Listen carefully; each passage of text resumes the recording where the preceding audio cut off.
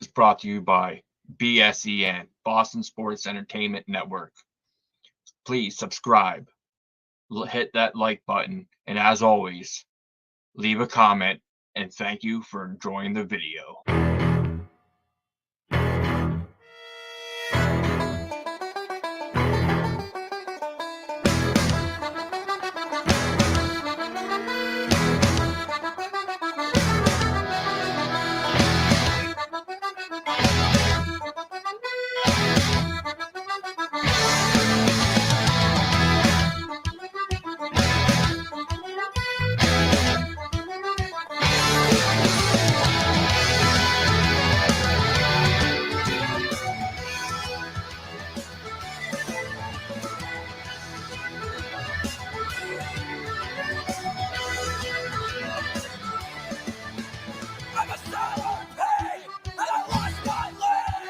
Climbing up the top sails, I lost my leg.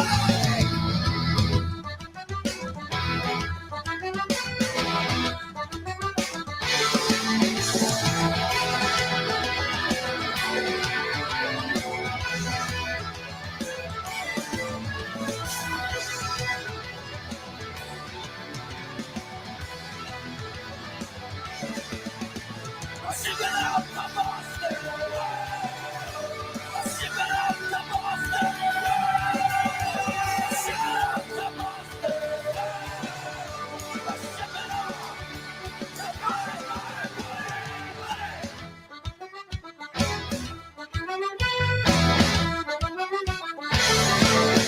I'm a sailor pig, and I lost my leg. Climbing up the top sails, I lost my leg.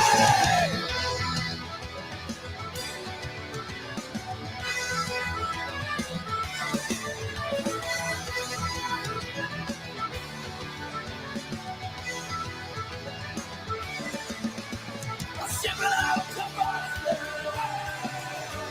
Shipping out to Boston. Shipping out to Boston. Shipping out to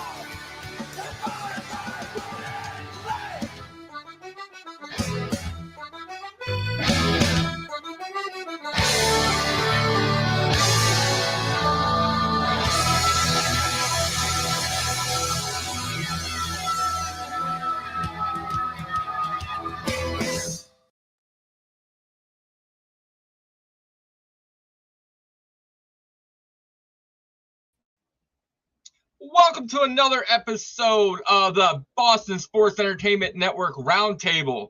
Tonight we've got an action-packed lineup like always.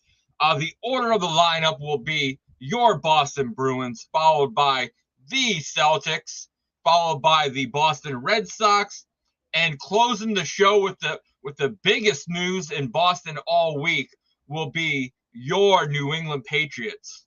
So guys, we got all the lineup tonight. Make sure you hit us all up on at BSEN617. If you're watching us on Twitter, if you're watching us on YouTube, make sure you subscribe to our YouTube channel. Subscribe to all of our podcasts. We have the Kings of Causeway, the Pesky Party Hour, the Pesky Podcast, Dynasty Proud, Foxborough Fellows Podcast. Guys, it's going to be a great episode. So after this quick commercial break, what we're going to do is we're going to be having the two hosts from the Kings of Causeway on here. So we'll be back right after this.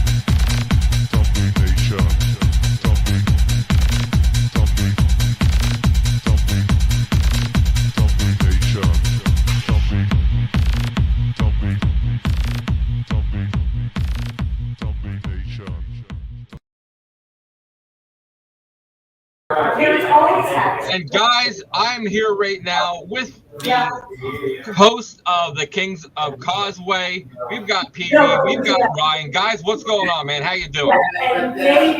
What's going on, buddy? Doing well. How about you? Not bad, not bad. Ryan, what's going on, man? How you doing? Oh, not too bad. It's a rainy Saturday, so spending the day inside. About to make some tacos after this podcast. Man, I would much rather Tacos. have rain over the wind that we're having here. It's crazy. But what else is crazy is, man, these Bruins. I have not seen a stretch that they've had in the past week like I've had this past week. So, guys, what's going on with the Bruins, and what can we do to fix the problems? All right. All right, buddy. If I'm honest, I think the problems are as fans. We look at a loss. We look at how it's going as the the sky is falling and things. I think a lot of the plays actually been all right. The results aren't necessarily going our way. Defense kind of letting us down a little bit. Can't seem to win in overtime. But the reality is, we're coming up against the Blues later tonight. If we go, if we win this game tonight, they're going to take 5 out of 8 points on this road trip in a 4-game West Coast road trip. Like, that's hard to argue or call it a bad road trip. It's not as good as it could have been. Certainly, it's definitely not as good as it could have been. The results against the Avalanche that we covered on the Kings of Causeway, the results against the Avalanche and the Coyotes definitely could have been better. Vegas was a weird game. I think Ryan and I both thought that was going to be a lot higher scoring and a lot more action than it ended up being.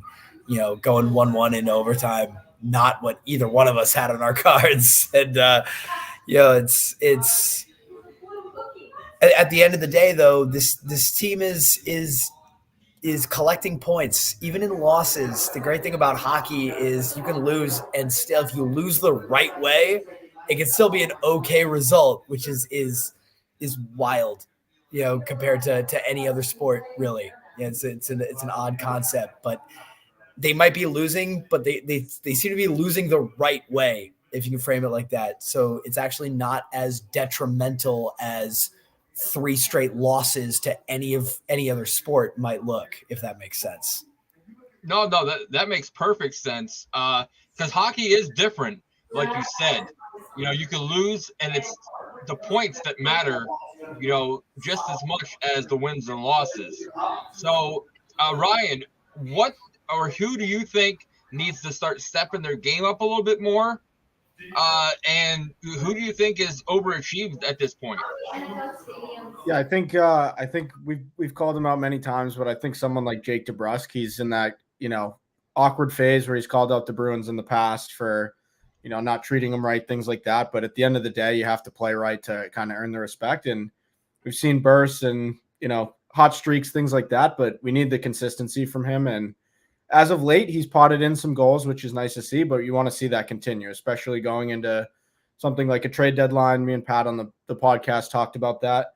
Could be a piece the Bruins look at moving. He has a pretty decent cap hit, and if he's not going to produce like a top 6 winger, or even, to be honest, a top line winger, we're going to have to take a look at that in more detail for sure. So Pat, do you think the Bruins would be willing to trade either of their goalies to make the team a little bit better? If I'm honest, if you had asked me this a week ago, I would have said absolutely yes. And I think the answer would have been you move Linus Ullmark and you keep Jeremy Swayman. I think I'm vindicated in that opinion, with Swayman being announced as an all-star earlier today. That's huge. Great for the Alaskan kid. Love to see it. But Ullmark got hurt. And while fortunately it looks like, or initial results show that he's not going to be hurt long term, he's tweaked up a bit, and that for a goaltender could potentially be one of those lingering issues that go throughout the rest of the season, throughout the into the playoffs, and it's one of those scenarios where we've gone from two 1A options, moving Allmark to a team that doesn't have a goaltender. Maybe they're out of the playoff race, or whatever. You would net a really big return. I personally would be comfortable with moving Allmark if there was a commitment to bring in, let's say, we talked about this the other night, a Tuukka Rask to be the backup. I'd love that personally. Doesn't sound like the Bruins brass is as comfortable with that as I am. And so now with Allmark's injury, any injury to Swayman now becomes now you're just hosed. We've talked about the reliance on goaltending in the playoffs. You need two. You need two. Mm-hmm. Until maybe Allmark's injury isn't as serious as it looked. Maybe it is exactly what the Bruins are telling the media right now, that hey, he's going to be okay, and maybe by the trade deadline he's back playing, firing, looks good, awesome. Okay, now we move him for some assets. But I don't think any team would take or would give the Bruins the requisite assets for a potentially injured netminder. Ryan, what do you think? I at this point in time, if you asked me a week ago, it might have been a different answer, but I still feel like Linus Ullmark is the goaltender of right now for us. I think he just has that calmness about him, and he would ultimately be the person I'd want in front of the net starting the playoffs, if you ask me today. However, we do have to pick up a winger or something, or a defenseman kind of going into the trade deadline, and Ullmark carries a higher hit. So if you ask me if the fall off would be super steep if we lost Ullmark and Swayman was the starter, absolutely not. But to Pat's point, you never know when injuries come up, and I think having that 1A, 1B is something the Bruins kind of it's a strength they have compared to the rest of the league for sure. Well, Pat sat there and brought up about Swayman making the All-Star. Who were you surprised that didn't make the All-Star selection, and were you surprised about Swayman making it? I'm not surprised about Swayman making it. He's, the thing about the Bruins is they don't kind of have that 1A, so they don't necessarily have the stats behind like a record of some of the other goaltenders that have made the All-Star break or the All-Star game. But Swayman's proven it. Like his stats, if you just go purely off stats, it shows he's up one of the top goaltenders. So not a surprise by any means.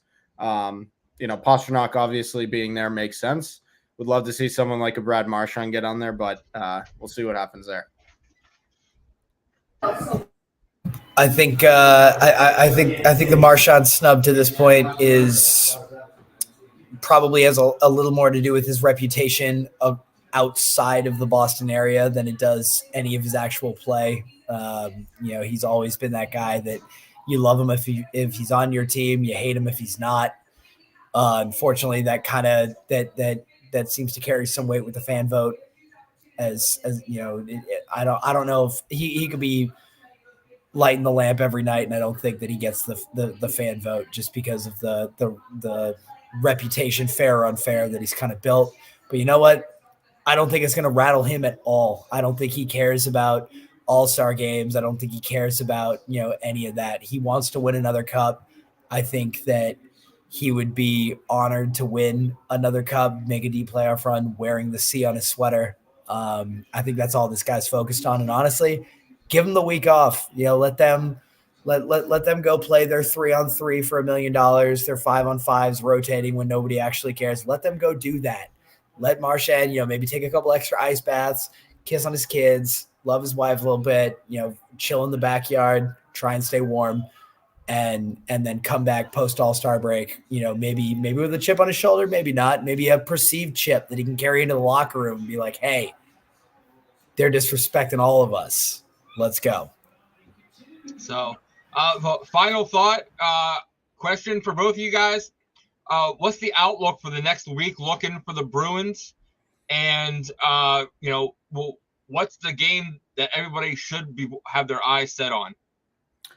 Yeah, I think for me, 3 out of the 4 games from today until the 20th, we could easily win 3 out of the 4. They're ones we should win: the Blues, the Devils, and the Canadians. The one that obviously sticks out to me is the home rematch against Colorado. We've said it. They're a top team in the league. They really have the kind of firepower to be a top team in the league and obviously won the Cup 2 years ago. So for me, it's getting that revenge against the Colorado Avalanche at home on our time zone. That's probably one they're going to be fired up for. For me, I'm looking at tonight's game. End of a tough road trip. It's a game that I think, they'd have every excuse kind of built into the books to mail it in, and not be at their best. I'd like to see, coming off of 3 in a row where they take a point, but they actually lose the game. I'd like to see them actually come out and kind of lay down a marker going into a homestand of like, hey, you know what? This is a bad Blues team. We come out, we lay down the law, we show our business. Here we go. This is our intent going forward. I think that momentum carries into New Jersey, carries into Colorado. So I'm looking for a big game, a statement game from the boys tonight. Okay, guys, I want to sit there and thank you guys for stopping by. Make sure you head on over to Twitter.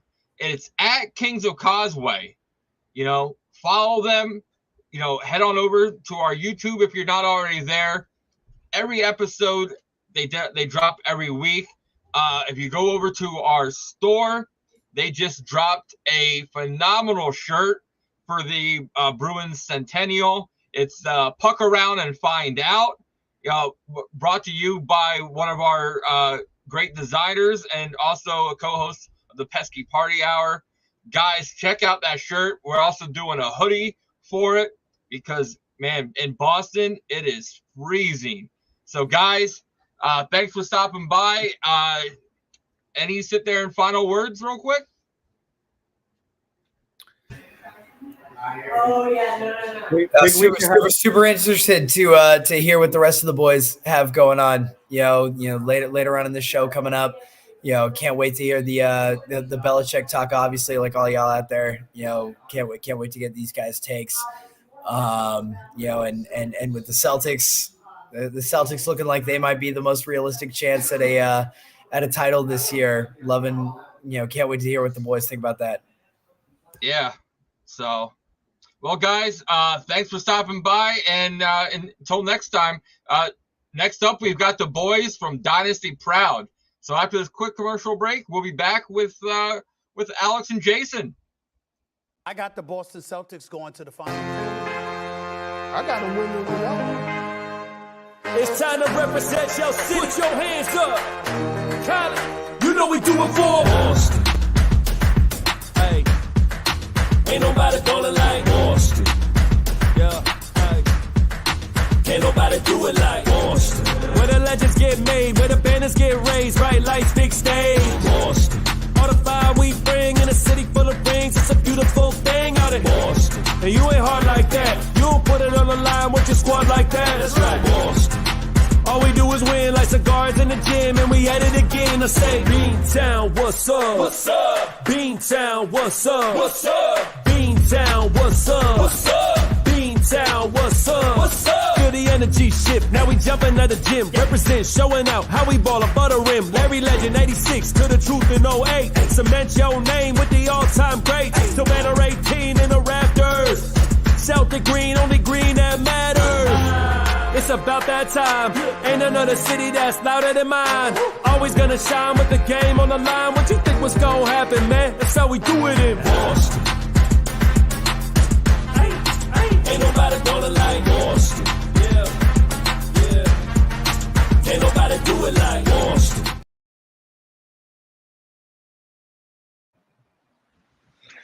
And here we are with Dynasty Proud's very own Alex and Jason.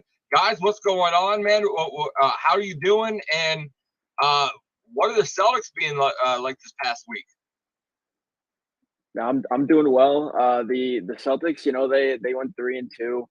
A little slippery slope versus the Bucks. People kind of overreacting, but overall, I think it's a pretty good week. I mean, you're on the second half of the back-to-back.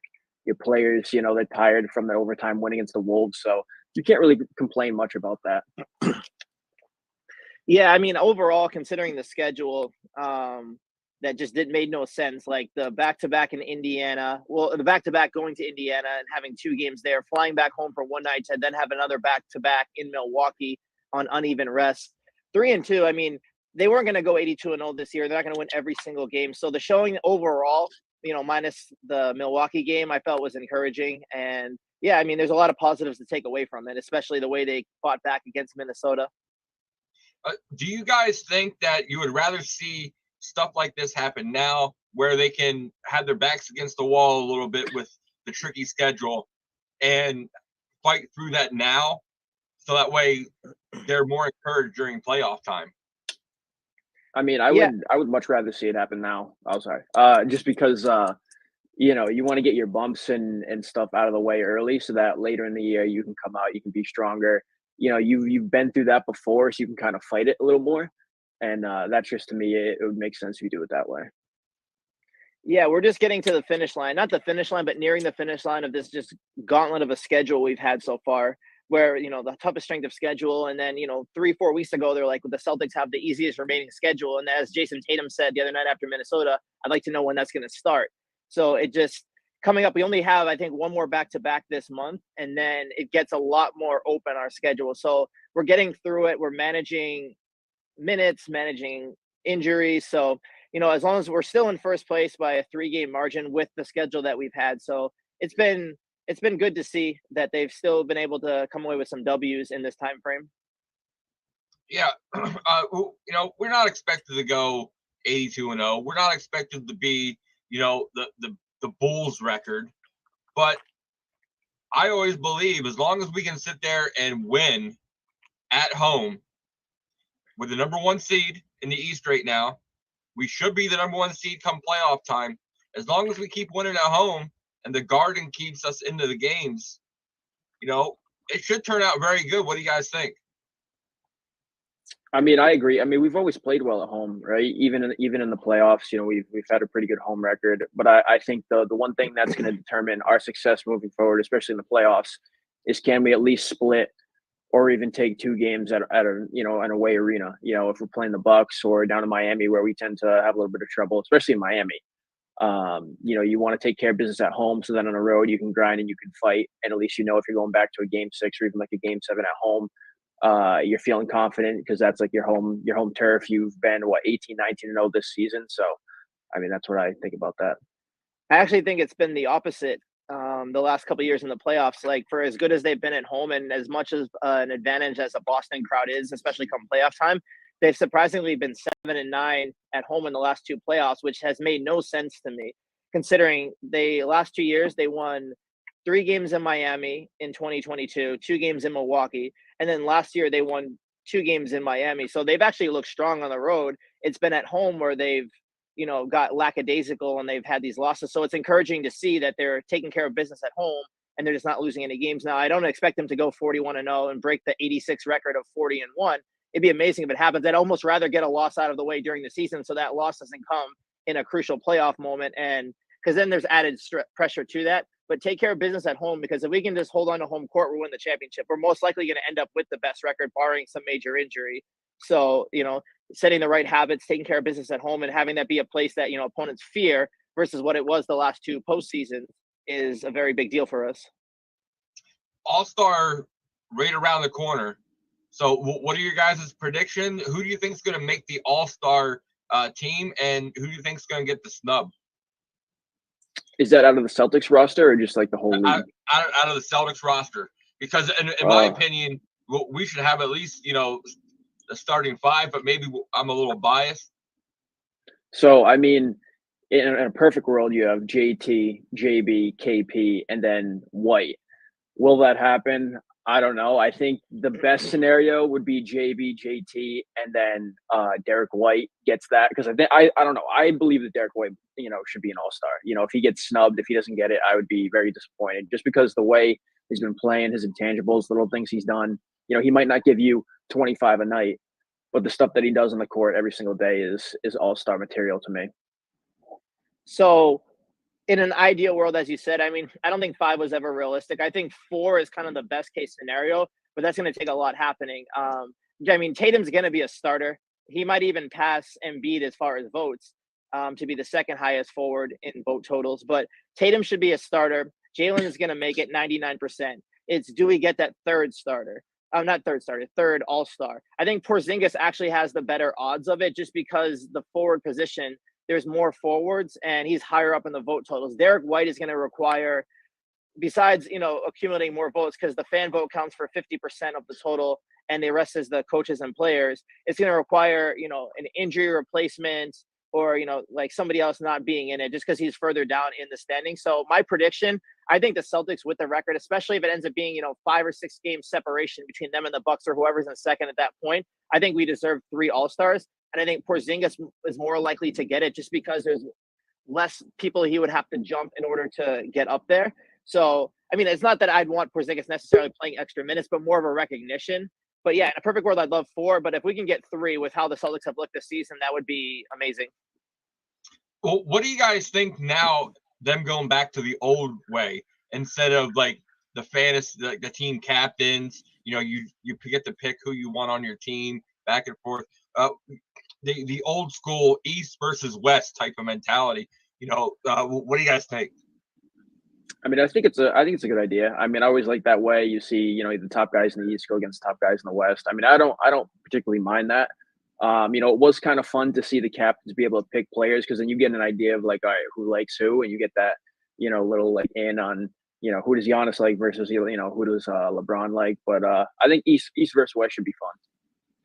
So East versus West was always how it was. I grew up on that. I really liked it. The only thing I miss is like the jerseys when you get to wear your own jerseys in the All-Star game. Now the NBA can't profit off of that, so that's probably not coming back. But I like this format much better. I mean, it was fun, the year that James Harden had just got traded and then KD didn't want to pick him. And so they ended up picking Rudy Gobert at the end. So it was a little fun on the draft, but this is a much better format. I think it bodes well for the game. And I think it's an overall better environment versus like, I understand why you did the Kobe thing for a year or two, but at the end of the day, I think this is a better format and it's more traditional. So I like East versus West. Okay. One of my last questions I'm going to ask, do you see if like a Derek White doesn't get the All-Star selection, do you see maybe him saying, okay, I still want to show my talent and maybe go to a slam dunk competition? Do you see Jaylen Brown, who's been posterizing people all season so far, trying to go into the slam dunk competition? So if Jaylen Brown slam dunk, I don't think he does that because I feel like the slam dunk competition the past couple of years, it's been relatively like younger guys, like guys that are like just getting into the league, like 1, 2, 3 year guys. So I don't even know if I see him doing that. And I definitely don't see Derek White doing the slam dunk competition. I don't think that's his cup of tea. I don't think that's something he'd want to do. If he doesn't make it, he'll probably just take the extra 3-4 days rest and get back at it. Man, if there's betting odds on Derek White winning the slam dunk competition, I may be able to retire after this. I can't see that in his future. I mean, Jaylen Brown, I think maybe, if not the best, one of the best in-game dunkers, but his dunks are, dunking over people. It's not really like a show as far as like the type of dunks he's doing. Granted, in a game, you're only going to do so much, but even on a fast break, it's not like he's, doing like a windmills. He's not putting it behind his back or between his legs. So I think he's more of an in-game dunker. I don't see him partaking in that. As Jason said, it is more guys that are just in the league or guys like Mac McClung that are more of like a show, but not so much like even an NBA level player. But yeah, I don't foresee that. I think, none of the players will be out there if they're not on the All-Star team, except for Grant Williams, who's everywhere all the time, who's no longer with us. But yeah, it's most likely going to be Tatum and Brown. If Porzingis or Derek White make it, amazing. But I don't think they really need any added motivation. I mean, Derek White, it's not like, he was a career All-Star and then got snubbed. Like he's rising in his ascension. But I don't see, him taking, he may think like, okay, well, I've shown him what I can do. I'll continue to show them. But I don't see anything like that. I mean, we'll definitely get 2, hoping for a third. Did they announce, or I might have missed it, who the coaches are going to be for East and the West? I haven't seen anything about that. So usually it's a team with the best record at whatever the set date is. Like, let's say, okay, by February 1st, whoever is the best record. But because last year the Celtics had it and it was Joe Mazzulla, it can't be him this year unless they change the rules. It can't be the same coach back to back. So at this moment, it would be Adrian Griffin of the Bucks, very deserving. But Yeah, I mean, it can't be Missoula unless something has changed. Oh man, I was just saying because with his influence, he might sit there and try to use his powers to help White get in there. But man, it would be weird. How weird do you guys think it'll be to have the Bucks manager or Bucks coach having 3 Celtics All-Stars on his team and watching them do their thing, why he might only get 1, possibly 2? I think it'd be a little weird. I think JT would probably joke around with them, little fun poking about, hey, I can't wait to see you in the playoffs, stuff like that. But I don't know. I mean, I think that All-Star weekend is just meant for fun. I don't know if they really put too much stock into oh, I got 3 Celtics, I gotta treat them a little bit differently, or I got $3 or whatnot. So I don't know. I think it'd just be fun. I don't think they'd take it too seriously. Yeah, I mean, the players around the league are just all friends now. It's not like the old days where there was real player rivalries.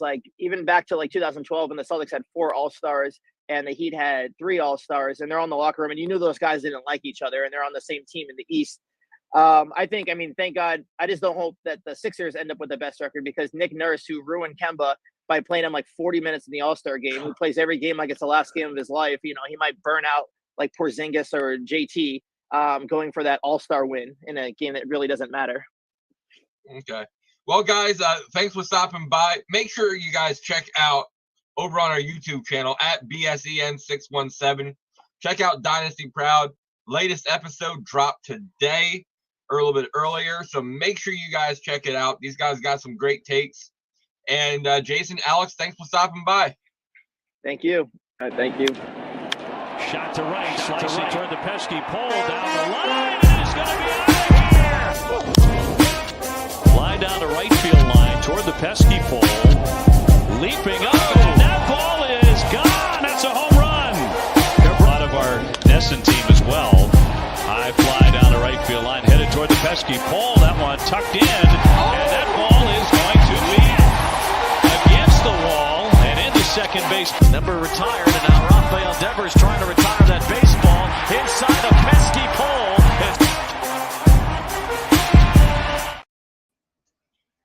Well, guys, we're back with, it's a split team. We've got 1/2 of the Pesky Party Hour and 1/3 of the Pesky Podcast. We've got Mike. We've got the OG George Sutherland. So, guys, what's going on? What are you thinking about with Red Sox Nation? And, the Red Sox so far this past week, we've got Stroman going to the Yankees. We have, Soler, down to the last 2 teams, us and Toronto. So what are your guys' thoughts? Go ahead, Mike. Go ahead. No, go ahead, Mike. Go ahead. Well, you knew Stroman wasn't coming to Fenway. Stroman and Red Sox fans, they don't see eye to eye, put it that way. So I'm pretty sure he really didn't have a lot of interest in coming to Fenway. Soler, like I said, back in November, I predicted that Soler would be in Fenway on a 2 or 3 year deal. I still believe as you know, I'm not a big spender, but I think if you got to overpay him to get him there for 2 years and hit 4th in your lineup, you got to get him in there, because with him in there, it lengthens your lineup. You can have Devers hit 3rd, and you have Casas, and then you have Story, and so forth and so on. It lengthens that lineup. Granted, defense a little suspect, but the whole team defensively is suspect. So I'd like to see them really go out, and who knows? I mean, they probably are giving it all they got to bring them in here. So I'd like to see him come to Fenway. But the thing about it is Toronto's ready to win. And most players want to go where a team is ready to win. And money is money. But, a $2, $3, $4, $5, $6, $7 million difference between Red Sox and Toronto. Millions isn't that big of a difference when it comes to some of these guys' salaries. So I have a feeling he's going to go to Toronto because Toronto's on the cusp of, making maybe a run in the playoffs. Well, Mike, there's definitely one thing that you cannot argue with Leslie and I about is how you do not like to spend money. So that is. I like to do it wisely. I like to do it wisely and not put yourself in such a hole. Fans hear a name and they say, sign him. So they know nothing about the particular guy. You gotta know when to spend, how to spend, and why to spend it. And I really think this Soler for 2 years with a third year, whatever option player or team, I think you should overbid on him, pay him. George, what are you thinking about that? Well, what's happening in the Soler situation is kind of what's been going on for the Red Sox in the offseason. They're trying to be extremely smart with their money. Okay. They don't want to get into the bad contracts. And you look at some of the people who are left on the board, and no matter what they are, you're looking at for pitchers, you've got Montgomery and Snell. Now those guys are going to get paid, but the real deal is how long and how much. And long-term deals just don't pan out. Okay, it's throwing money right out the window. Now, Soler would be a very good bat and should put some serious dents in the wall. But I got to give Breslow credit. If he's not, he's probably going to go at him for 2 to 3 years at max, and that's it. But if his agent is saying, no, you can get more, we get you 4, maybe 5. Baseball players want security, so that's a tough angle to play. Yeah. And yeah, Mike, I'm right with you. I'm not about to spend money stupidly, because it comes back to haunt you eventually. Bad contracts are bad contracts, and usually the further on down the line, the worse they become. Yeah. Yeah. Well, George, last night on the Pesky podcast, you brought a pitching name. Yep. And I kind of want to get Mike's opinion on this. Lorenzen, George was sitting there talking about, go after him. He can get you some innings. That's what we need. We need starters that can eat innings. And he won't really, get that hefty of a price tag. So, Mike, what are your thoughts on Lorenzen? Well, I like him. He's kind of a dual type kind of guy. You can use him as a starter. You can use him in the bullpen. He's been used in various ways. He's kind of like that tier 2, almost top of the tier 3 kind of free agent. He will eat innings. The guy comes into camp in great shape every year. Yep. I like the site. It really boils down to the amount of years for me. I'm willing to give more AAV, per year, and shorten up the length of the contract. He's still a young guy, and he's probably looking at he's looking for a 5-year deal or somewhere. But I like it. I like him, and like I said earlier, you could use him as a. He's pitched in middle. He's pitched in high leverage. He's even closed some games. He started. So I believe he made the All-Star team as a starter, if I'm correct. Yep. But I do like that because that's what I think it's going to boil down to, because I just don't see the Red Sox aren't interested in Snell. A deal for him is not going to work. And Nope. I can't pay a guy for 5 innings. I'm sorry. And Montgomery, I think, is way, way, way, way, way overpriced. So I'm looking at another tier, and Lorenzen's in there. And I was sitting down last night and I was thinking, if Detroit thinks they're out of it, maybe they'll trade us a Skubal, Tarek Skubal or something, So there's always, I think Breslow is more in line to make a trade rather than make a free agent signing. Now with Dylan Cease, I'll give him that 160 million. Young guy, hasn't even reached his potential ceiling. He's durable. I'll give him that. I'll extend his money. But as far as a Montgomery or a Snell, no. But Lorenzen, I like it. I do. I like it, and it just might come down to the Red Sox doing something with him. Because he seems the last 3, 4, 5 years he's bounced around. So I'm sure he's looking for some stability to stay somewhere for a good 4 or 5 years. So it's quite possible. It's possible. Look, he's getting paid what, $8 million, I think this year, 8.5. I think if you gave him 4 and 48, or 4 and 55 even, somewhere in that range, I think you get him. I think the big deal here is get a group of starting pitchers who can go at a minimum 5, hopefully 6 to 7. Because the strength, as I said last night, the strength of this team is the bullpen. Absolutely. And if you don't have to burn them out like that would happen last year with 2 openers going in July and August, I mean, that's just you doomed yourself to failure. If you don't have to go that route, you're going to have some arms that are going to be ready to compete all year long. The more innings eaters, that you have, the better the bullpen becomes. And at the trade deadline, if you need to add something and you have a collection of good bullpen arms, you could turn that for what you need, because everybody's looking for bullpen help at the trade deadline. So somebody's going to be weak and say, all right, I'll overpay for this. I'll give you so-and-so for a bullpen arm. That's the nature of the trade deadline.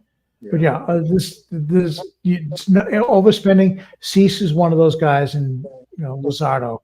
We talked about this before. Those are 2 young pitchers that you absolutely want to get. But you look at what's left. The only other option is trading. That's why I mentioned Lorenzen. I think that as a 4-5 guy, I think he's fine. And you know what? With a bullpen like the Sox have, I think you can get by with that. With some improved defense, your next stop is a right-handed bat. Right. So, okay. Absolutely. I know last year that there was names floated around from the Pirates, Keller. So, would you think that he could come in and with Breslow's help, become the starting pitcher that a lot of people were saying that he could be? And what do you think the price will be to pull him from the Pirates? Well, he turned it around last year. I don't think you're going to see him go anywhere, because I really think the Pirates think they can win that division. So if he is moved, to me, it wouldn't be till a deadline time. I can't see them trading a guy they're going to count on going 6+ every 5th day, because that, to me, that Central is winnable by just about every team over there. Yeah. So I don't see it. And as far as I know, the play development in Pittsburgh with starting pitching, they got a lot of AA guys. They got a lot of guys on the cusp. That you'll probably see a lot of guys make debuts this year, but I just don't see a Keller making his way to Fenway. No. I just don't see it. Okay, last question I have. Do you guys personally think the longer that Montgomery has to wait to get signed or get a deal done, that the more willing he would be willing to take for less money or less years? Yes. Absolutely. Absolutely. Look, go ahead, George.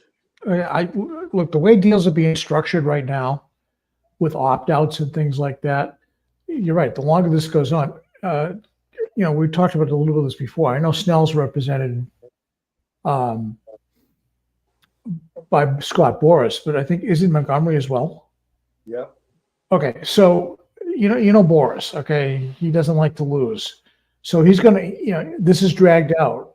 Pitches and catches report in a month. Pitchers particularly don't like to get late starts because they're creatures of habit. Right. So if I was either one of those guys, I'd say to Boris, look, I know you were going to give me money. Structure me a deal where I have to prove myself that I can go for another payday. All right. In Montgomery's case, it's easier because of his age. In Snell's case, he's got to prove it again because he's, between his Cy Young years, he had some pretty up and down years. So he's got to go out and prove himself again. But the way deals are structured, opt-outs and buyouts and things like that, it's not an unrealistic ask, so. I personally see Snell going to Philly or the Angels. And I think Montgomery's going to get that second tear and go to San Fran because the Giants signed Hicks today. Oh my God. They plan on putting him in the rotation, which to me that's a St. Louis Cardinal Joe Kelly mistake right there. But so I think the Giants are out of the Snell competition, even though they have the money. I think you're going to see Montgomery go to San Fran and Snell go to the Angels or Philly, because the Philly's got tons of money. San Fran's got tons of money. The Angels, I just don't know what the hell their philosophy is out there. But I think with this goes on longer and longer, heading towards spring training, I think Snell holds his. They have two different status. Snell, 2-time Cy Young winner, he's going to hold his money, his value out there with the other teams. I think Montgomery's stock and money will go down a little bit more than Snell because he just doesn't have that track record that Snell has in the success that Snell has had. So I see Montgomery going to San Fran and Snell going to Philly or over in Anaheim. Okay, guys. Well, this is going to conclude our Red Sox portion of the show. Thanks for sitting there and stopping by. Hopefully, but by the next time we do one of these, man, we can sit there and have a little news, a signing or two. I know, Mike, this week on the Pesky Party Hour, we're going to have on, and George knows her very well, Tina, and we're going to be discussing, Dylan Cease, what the Red Sox would take to get him from them. And George, you and I are going to have a great guest coming up on the Pesky Podcast later on that next week. So, guys, make sure you head on over to Twitter, follow the Pesky Party Hour, follow the Pesky Podcast, and make sure that you guys just check us out each and every week. So after this quick commercial break, it's time for the main event for the Foxborough Fellas Podcast, and see you guys next time. Okay, I'll see you guys. Thanks, See ya. Patriots Nation, stand up. The champs is back. Listen up, this is the anthem track. This is history in the making. You're all witnessing greatness. It's better when the pressure is on us. Our backs against the wall. What we do gets stronger. And everything we earn, we deserve. It's nothing but blood, sweat, tears, and hard work on our turf. Still on top, we stay focused. Been running it for a minute now. If you ain't noticed, cause now is our time. It's all or nothing. So pay attention, cause them boys is up to something. From the proving grounds to top 10, we won't stop, and they still mad cause we still here. Well, here we are with the Foxborough Fellas Podcast. We've got Pete Collins representing. And then from the Pesky Party Hour, we have Leslie here. And we are going to be sitting there talking about Patriots. And we're going to start off with the greatest subject in Boston this week. We're going to start talking about what do you guys thought about the Bill Belichick breakup and the Mayo hire almost immediately. I mean, you said it's the biggest news in Boston, but you have to correct yourself. It's just like the biggest news in the United States of America, maybe in the entire world. Or maybe that's just me being a huge Patriots fan. You have to give Bill Belichick his props on his way out. I think, you have to understand what he's done for the New England Patriots. I'm of the camp that I would have loved to see him coach next year. Although now that this news has settled into my brain, and I've had time to sleep on it, I am kind of excited for what the future can bring due to the fresh face that we have in Gerard Mayo. But before we get into the Gerard Mayo, I do want to tip my cap for a moment to Bill Belichick. Bill Belichick went 266 and 121. That's 266 wins and 121 losses, including the 13 that he had this year. His 2007 team went undefeated. I know what happened at the end, but that just is ridiculous to go undefeated. He had 19 consecutive winning seasons. Be quiet over there, Giants fan. 19 consecutive. This is Belichick's moment. You just mute yourself. It's Belly's moment. Yeah, please quiet down. 19 consecutive winning seasons. See you later. Thank you. Thank you. We can't have a Giants fan on while we have an ode to Belichick. 2000 to 2019, he had 19 consecutive winning seasons. He won 17 division titles during that span, which is also a record of his. On top of the 266 regular season wins, he added 31 more in the postseason. 31 motherfucking wins in the postseason. This man is a legend. And that's also counting his tenure with the Browns, which you have to count. You have to count every single second that this man was a head coach. When you're looking at his resume, he has 333 career wins. Don Shula has the all-time record at 347, which is why I think Belichick's going to have the cutoff hoodie on another sideline, just like Kraft had mentioned in the going away breakup message. Belichick, when he had Brady, was overall, much better than without Brady. We all know this. So I think that's just another reason why you see him coaching somewhere else. But, Brady wouldn't have won his 3 MVPs if you didn't have the great coach in Belichick. Belichick wouldn't have won his Super Bowls if he didn't have Brady. It was a marriage, just like the Kraft and Belichick marriage. And I just, thank you, Bill Belichick, for everything that you've given the New England Patriots. Thanks, Belly, for sure. Yeah. I mean, what a legend, right? It was the most heartbreaking news, though. Don't you think, Pete? I mean, I really had high hopes that he wasn't leaving. And then that horrible news that we got. So I almost didn't think it was going to happen. Me too. I was so like, it didn't happen that one day, and then Saban retired, and it didn't happen that day. And I was like, oh, we're good. We skated through this, and it's not happening. So yeah, Saban, the fact that it did. Belichick. Whew, what a week! I mean, even when I woke up to the news, I'm pretty sure it dropped early in the morning. I was like rolling over in bed reading the news. I'm pretty sure I even had still doubt in my mind. I was like, well, the Patriots website hasn't announced it yet. I still had doubt in my mind right up until the end. I am texting people back.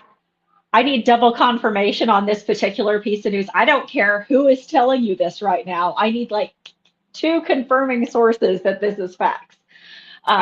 It was the most heartbreaking news to me. I mean, I've been a Patriots fan. I think as I said on your podcast longer than probably you've been alive. So I survived all this bad crap, and then we got Belichick, and it was beautiful. And you're just never going to see anything like this. No, you'll never see anything like this again. Yeah, ever. Not even just with Brady, but you had Edelman and you had Gronk and McCourties, and it was just the most beautiful time in football. And I feel like we got to be a part of it. I'm going to be this old man. Let me tell you about Belichick and Brady. The things that Let they me did tell you together. about this, how this happened. Yeah, there was one time in the snow, and you know what I mean? There's just so many, now that it's like over, Brady and Belichick. And then we got to witness the greatest catch in all-time history. And yeah, exactly. It's going to be a thing you're going to tell your kids about for sure. I mean, the second half to Ritz's question was, though, how do we feel about the next evolution of the head coach in Gerard Mayo? I'll give you my Mayo. Go for it. Yeah, I mean, Mayo to me seems like another version of Belichick, like a Belichick in training. They had him on the sidelines already watching. They had the clause in his contract that said we could expedite your hire if we want to hire you as head coach. So it somewhat seems like it was a little bit planned, which is when you're running a business, you want things to be planned out and not impulsive and sporadic. And this feels planned out and not impulsive or sporadic. So that's a good from the the Kraft perspective, is it seems organized. Kraft has a good track record hiring coaches. Parcells, Pete Carroll, Bill Belichick. Those are, I mean, Mayo's his next hire. So let's see what Kraft's resume is, come the conclusion of the Mayo experience in New England. And funny that I'm talking about the conclusion, because I hope it's years and years and years away. But there's already like NBC media talking about, if he doesn't get a quarterback and perform, will he even last the season, or will he? That's a whole other conversation, though, Pete. I don't think you and I agree on the draft. So. But people are already talking about his head already. Like what? Like oh my gosh! I mean, give the man a minute to settle in. I tweeted that out last night. I said, can we give the poor guy a few hours to see what he wants to do first? I mean, this is crazy. You don't have a GM yet. The GM, as we all know, really dictates the draft. So let's calm down a little bit. Give him a few minutes. I'm excited for what the future brings. I'm just really sad I don't have Bill anymore. So. We talked about the GM, though. I mean, the GM is usually, like you said, picked, decides who gets drafted. I'm a little fearful we're not going to have a GM come the draft, and that we're going to be rolling in with Wolf and Groh. I mean, we're not. Yes, not really exactly. That's what we should be worried about. Like, give Mayo just a few minutes to catch his breath under the Boston press on this one, because I think he really could be a great addition to the Pats, but my goodness, they're already, like you said, calling for his head, and it's only been 48 hours plus at this point. So calm down, everybody. I mean, I'm excited to see what they do at the GM position, because I really feel like that almost maybe will dictate the future more than what Mayo will do. I feel like Mayo will coach the defense fine and delegate entirely the offense, because why would he have a clue on how to run an offense? He should have no clue. He should be open to admit that he has no clue. And Bill O'Brien or whoever, if he leaves and they bring in McDaniels, which I will hate, but if they do that, you got to let McDaniels run it. If they keep Bill O'Brien, you got to let Bill O'Brien run the offense. Whoever you bring in to run the offense gets to run it entirely. That you said that, Pete, but I'm going to let you run with it. I mean, that's just what Billy O running it. Those are what the reports are. I mean, and that I know. I'm totally with you there. I won't be happy with McDaniels back here, especially if the plan is to have him and Mac Jones try to run it back. Oh my God, I will puke in my mouth. But the focus is the GM position, and the GM position I think is Wolf or Groh. But I really hope that they consider outside help in Adam Peters. He's the San Francisco 49ers assistant GM. I brought him up a couple weeks ago when I was talking, off season. If I was if I was Kraft, who I would put in as GM, it would be outside hire. It would be Peters. I'm sick of the same people coming through the draft that they've been having, and that's what you'll get if you keep the same people. The definition of insanity is doing the same thing and expecting different results. So let's do something different to get some different results here. Let's definitely be different. Maybe not go for a QB this time. So well, you not guys go for a QB. Go ahead, Rick. Sorry, but I was going to say, who's throwing the ball? I was like, you have guys one already. There talking about that. How he's went from Parcells to Carroll to Belichick, to Mayo.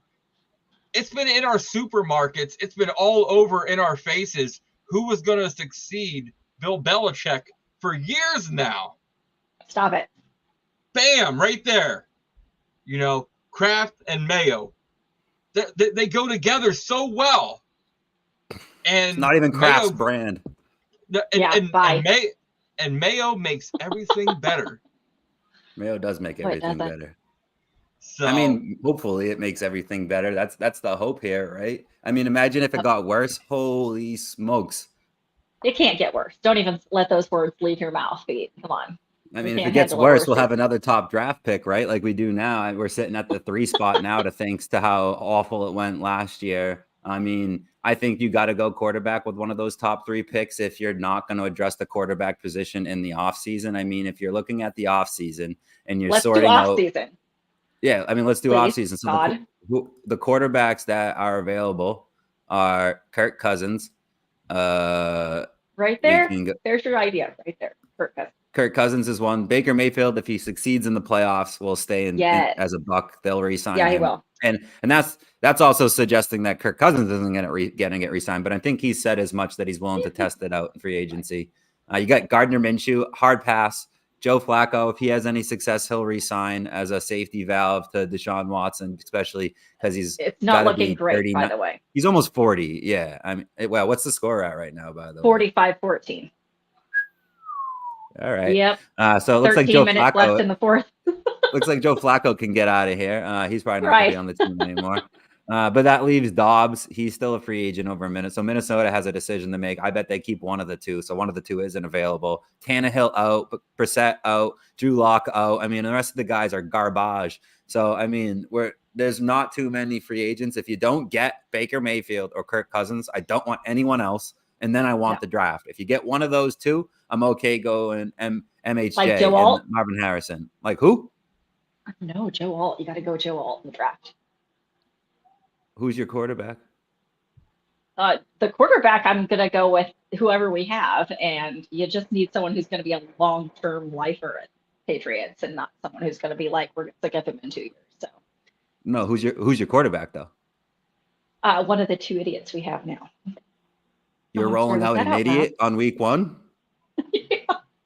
Well, no, I mean, I think we could have you like that plan? You're like, yeah, go ahead. One of you two morons go out there week one. We got Joe Alt, though, so at least you'll be able to pass it to the other team healthily. Yeah. You don't get sacked as you pass it to the other team. You'll be still on 2 feet as you pass it to the other team. That's how bad these teams suck. They suck more than a vacuum. I'm telling you, they cannot be even on the freaking team. Trade Mac Jones, I love you for saying that. Else. I couldn't even be on more of a separate page. You got to trade Mac. You got to trade Mac Jones. Like I'm okay with having Billy Zappi for now, but I think we got to pick someone else. But we have to draft someone in the draft. Do right by Bailey Zappi. Let him go compete for a job somewhere. He has no chance. He should get smoked by whoever we bring in. If we bring in a top 3 quarterback or a veteran like Kirk Cousins or Mayfield, are you thinking Bailey Zappi should be able to sniff their jock strap. So Bailey Zappi should get a fair chance to go somewhere else. They're both under contract. He can have a fair chance. Yeah, but who are you thinking? I'm thinking a top 3 quarterback in the draft, Baker Mayfield or Kirk Cousins. It depends on the dominoes because free agent goes first. If you get a Cousins or a Mayfield, you're locked into a good quarterback next year. Well, see, there you go. So I'm great with that. And then do the draft. Oh, okay. I thought you were saying no free agency. Go with one of the idiots. God. No. I'm good with the free agency. Yeah, absolutely. Okay. Yeah, I just don't think we should. Yeah, God. But if you I just don't think in the draft. Yeah. If you don't get a Cousins or a Mayfield, you need to go to the draft and get, you need to get a Williams, you need to get a May, you need to get a Daniels. You can't not pick one of them. I mean, the only other option I'll accept is if they trade their top 3 pick to go down to 10, to pick a guy like you said at Alt, and then to grab a Bo Nix again later in the draft because a lot of people like him a little bit deeper. I'm okay with getting flyers, but I really need the coaching staff and the scouting department to be lined up on this decision. And they're all thinking that they're taking the right guy at quarterback. They can't have a question mark going into next year at that position. Everyone needs to feel solid about that because that's just the most important position on the offense. Stevenson can't do his thing if he doesn't have a quarterback. Pop Douglas can't pop if he doesn't have a quarterback. And whoever we sign in free agency at the wideout position can't do their thing if Bailey Zappi's trying to freaking throw them the ball. So, I mean, we need a quarterback. That's, I think, priority 1A. Everything else comes after that, but there are needs. I'm good with the free agency. We got to pick, one of those two, Cousins or Mayfield, and then the Lord willing, we get one of those, and then we can go for whoever we want in the draft. I just don't see Mayfield being available. I don't either. However, bidding war for Kirk Cousins. I'm good with it. As Rick knows, I am happy to spend all of their money. I don't care at this point. I will spend all the Red Sox money. I will spend all the Patriots money. I don't care. Give me a team that fucking wins. The end. Yeah, I mean, that's the bottom line. Give me a team that wins. Right. I don't care how much money you spent to get there. I want a winning team. This finishing in last place bullshit has got to stop. So do you guys sit and think that we have to get the offensive coordinator first?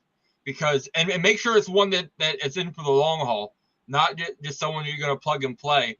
An offensive coordinator first, so you know what game plan that they particularly go for to go match the quarterback for their style. I mean, are you out on Bill O'Brien? Yeah, what's up with that? I personally don't like Bill O'Brien. He's a Giants. I mean, he's on the team as the OC right now, so I don't see them. Yeah. The only reason I don't see that them changing. Yeah, I don't see that changing unless Bill O'Brien doesn't want to be part of the movement moving forward and he goes somewhere else and accepts his own new job. And that's why they're floating the McDaniels rumors out there, is because he was at the Jets game. He is a former OC. He did work with Mac Jones in the past. Mac Jones is under contract. So there's some some evidence that's all starting to line up. These words of Mac Jones, Pete. We cannot have Mac Jones. Should Mac Jones? Can we make like a BSEN rule? Should Mac Jones be like the name that we don't speak anymore? Is that like Voldemort from Harry Potter? Like thou who shall not be named. Like thou who shall not be named. That's thou who shall not be named has worked with McDaniels before, and they may try that again. But I really hope I just don't see that on Sundays. Oh my God, I cannot. Thursdays and Monday. I cannot. You won't see the Patriots playing on primetime anymore. That's not going to be happening for a very long time. You're going to see Patriots 1 o'clock Sunday games, which I'm fine with. But they unless they get a big splash in free agency, you're not seeing them on Thursdays or Mondays. And to answer your question, though, Rick, I mean, like, is Billy O my favorite? No, he's not. But he's what I have right now, and he'll work. We just have to, let's go. But, I need like a Julian Edelman, Tom Brady, let's go moment in Pats Nation right now. So let's go. My whole point of that was, if you're not 100% sold on Bill O'Brien being there 3, 4, 5 years down the road, you can't sit there and do that. So, you can't sit there and have to do that to the quarterback. Where you got to learn this system this year. Then Bill O'Brien leaves 2 years from now. Okay, you got to learn a different system that might not even fit. Like you got to match up, in my opinion, your game plan with. You can't have a shotgun throwing 5 wide and then go and get a running quarterback. Like that's not going to work very well for your system. Am I wrong with that? No, you're not wrong. Your quarterback, if you have an OC, your first year as a quarterback, and it switches your second year and it switches your third year. I mean, a la Mac Jones, a la that who shall not be named. They can be bound to be thrown off course. I don't think that that's necessarily what happened to that guy. But I think the next guy would benefit from years of consistency at the offensive coordinator position. And if you are talking to Bill O'Brien and he's like, yeah, I'll see how this year goes to see if I'll stay next year, I'm moving on. I want someone who's here to say, yeah, no, I'll put in the 3 years. If we're going to draft a young quarterback, I'll stick with him for his contract or something. I think there's a lot to be said for consistency and a lot to be said for lack of consistency. Loyalty too. Yeah, you gotta have some loyalty. And about McDaniels being there, I honestly think the only reason he was there is because he probably deep down knew it was Bill's last game, and he wanted to be there for support. I don't think it was for anything more than that, in my opinion. Let's hope. I don't want to talk about Bill's last game. I don't want to talk about it. But Pete, can we get some updates on the Foxborough Fellas podcast? Yeah, absolutely. So we're going to be mixing in some good guests coming up here. It's going to be me running the host position for a while. Our co-host position is going to be taking a little bit of an empty vacant seat. Marlon's going to be our college football expert. So if you've been listening to the early days of Foxborough Fellas podcast, you'll know that's his strong suit. Huge Pats fan, but also this man just knows college football like the back of his hand. So he'll be sliding into that role. And so I'll be mixing in some cool guests, trying to keep it fresh in the off season before we, land on a new host going into the next season or the next iteration of Patriots football, which I'm absolutely excited about. I think that there's a lot of change happening. It's not just the same old humdrum. You're going to get something new next year, and new's just fresh and exciting. So that excites me for the future. I think you have to ride with them. We got articles on Substack. I did an NFL betting show with Patty Pitts the other day. So you'll see me all over the place talking football this off season. So make sure to tune into the Fox Fellas. I should say the Fox Fella for a little bit. We're going to have to drop the S just for a little bit. But no, if you guys want to sit there and check out some betting advice for the next couple weeks in the playoffs, will be Fridays at 6:30 p.m. You're going to see Pete and your rotating guy or person who's going to be co-hosting, riding with you. And of course, that was a big shout out to our boy Jutt for putting that all together. Because Pete, I'm curious. Well, what were your betting predictions looking like so far in the playoffs with today's game? All right. Yeah. So Patty and I got together. We ran through each game. I also wrote an article summarizing our picks after the game. So if you are going to throw some wagers in, make sure to go look at that. However, the smoke show, what's the finals? What was the final score? 40 or what's it looking like? 45-14. Neither of us still 45-14. Yeah, neither of us expected an absolute blowout by the Texans, although Patty did call for Texans money line, so shout out him and shout out CJ Stroud for becoming one of the rare rookie quarterbacks to win a playoff game. I think he's going to be the youngest at this point. I had the Browns in this game, so shout out to me for being absolutely wrong in this one. But yeah, hey, you win some and you lose some, eh? Right? I was up on the Patriots. If you followed me on throughout the season on the Patriots, and you followed me on the picks against the spread, you'd be up a decent chunk of money right now. So I'll tell you what I got going for the rest of the games. I'll put it on record for a second time here. We got Dolphins Chiefs. I'm taking Chiefs at the 4.5 point money line that it was when I wrote the article and we did the show. I just think the Dolphins are absolute frauds. I think the Dolphins I know they started 10-1 and then they just fell off a cliff. 91 point differential when playing against playoff teams. They're third to bottom in the league against other playoff teams. They're just garbage. They don't play well in the cold. They're 0-9, I think, in games that are 40 degrees or below. This game is going to be frigid, so look for the Chiefs. It's -20 here in a blizzard, so let's have some fun with that. Yeah, the Dolphins are just soft, and they're going to lose this game. Green Bay versus the Cowboys. I got Green Bay. You're going to give Green Bay a touchdown? So they're going to fuck around with 7 points. I like Green Bay with the 7-point spread there. I think the Cowboys love to lose in the playoffs, and they'll lose this one. Rams, Lions. I'm taking Rams with the 3 points. Again, give the Rams in this quarterback matchup. This is the double revenge game. We got Stafford versus Goff, both playing against their former teams. Stafford having already a 1 on his former team. This is Dan Campbell's nut up or shut up game. He needs to step up to the plate. I think he falls on his face, goes for 2 in some stupid situation, and the Rams getting 3 points. Take this one. I think it's going to be a close one, so the 3 points might come into play. Steelers at Buffalo. This game got moved because of how soft Josh Allen is. But I'm going to ride with Buffalo -9. I just think that the Steelers just can't hang in there with a real playoff team like the Bills. And then the Monday night matchup, Eagles-Bucks. The Eagles are the second most fraudulent team in the playoffs after the Dolphins. And just Eagles suck as a Patriots fan. So Eagles going in as favorites into the Tampa Bay Buccaneers home stadium. Give me Baker Mayfield and 3 points. I like the Bucs to come out. You'd never doubt a home dog is what Patty said. And I'm going to ride with him on that advice. Don't doubt the home dog. Take the Bucs. Go look at the article. Watch the show for some prop picks. We threw a lot of those out there, what you could expect as far as game plans go. But those are my NFL picks. Okay, man. Guys, make sure you sit there and follow the Foxborough Fella podcast. Make sure you sit there and follow the Pesky Party Hour that Leslie's a part of live every Wednesday when we break down stats, analytics, contracts, and we try to get Mike to open up his wallet a little bit. Pocketbook. He needs his pocketbook opened up just a smidge or a lot. So, and he all John his money. Heck, turn on over and get yourself a shirt.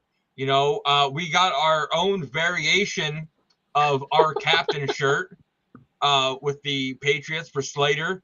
And, it looks really, really nice. So head on over to the website, check it out. Make sure you go and get yourself one. But guys, this is another roundtable in the books. We covered a lot of Boston sports. We had to save the best for last this week with the Patriots and them closing and main eventing the show. So, but for Pete, for Leslie, and for myself, thanks for checking out the roundtable, where we are made by Boston for Boston.